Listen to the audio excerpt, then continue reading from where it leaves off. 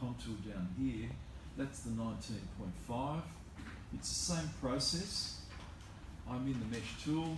I've got the mesh selected. I go into the polygon method up here, and I'm just going to pick a point here, and that one looks close enough, and that one looks close enough, and that one looks good, and then that one's hit. And I'm adding new points. I press OK. I select one of them. I go to the Z.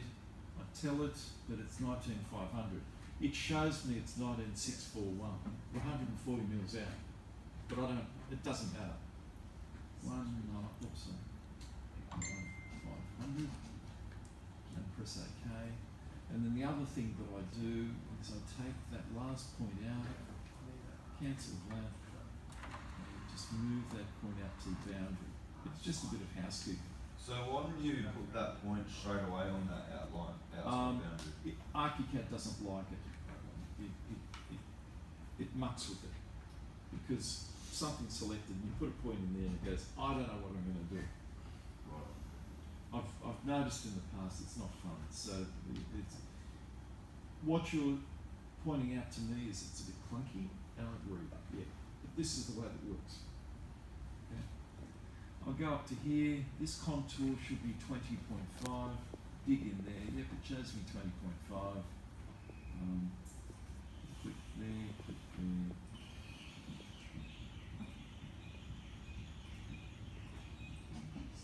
No more than about 5 or 6 points, folks. And then we take this point, stretch it out to the boundary. And the same with its opposite number, stretch that to the boundary there. And now there is another little contour here, which I might as well put in. So that I'm just going to describe with 2 points. And again, stretch that out to the boundary there.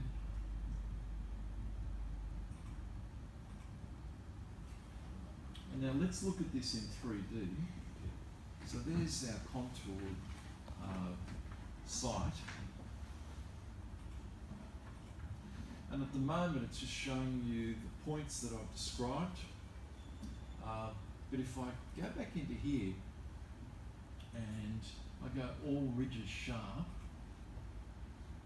because that was in the smoothing function, that shows you all of the triangles that it's made up.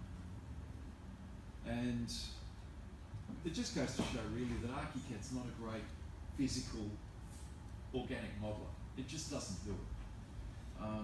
By me being very mean and sparing of those points, I've saved a lot of memory in the computer. Simple as that. It still works fine for what we're going to do. Taking this a little bit further, with that idea of the stories that we were talking about before, because remember with the story settings here, we've set our ground floor at 20 and we've got our AHD at 0. Eventually when we go to put a building on this and we put a slab in here, our slab is going to be on a home story, ground floor, which we've already set at 20 metres. So I'm going to set my slab to say 200 piece of concrete on that, and it's on a layer called slab general. And say my slab was this enormous big thing like this. Look what actually happens. You see that part of our building is going to be sitting out of the ground and part of it's buried in the ground, and we're going to have to work out a way of filling and cutting on that site.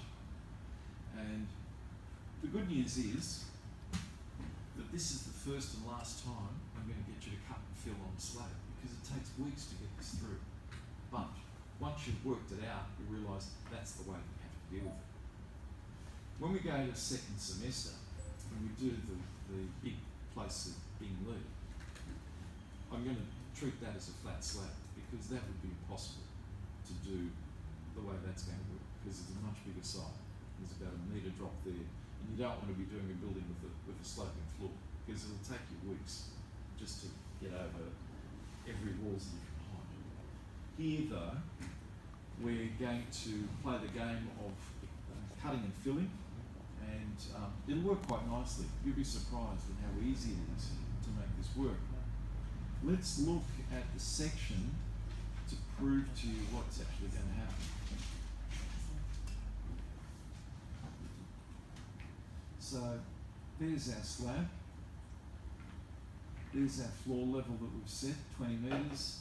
Our slab, as it said, was the height of 20 metres. And then as it burrows its way into that site, as the site's lifting up, you see that by the time we get to close to the front boundary, we've got a fair amount of excavation. So just that point to that point, about 700. We're 700 lower. And by the time the builder gets to that, he's probably taken a metre away to end up putting a slab 700 lower. So there's a lot of dirt that gets pushed around on the site. In the council DCPs, I don't think we read it, but you will find that a lot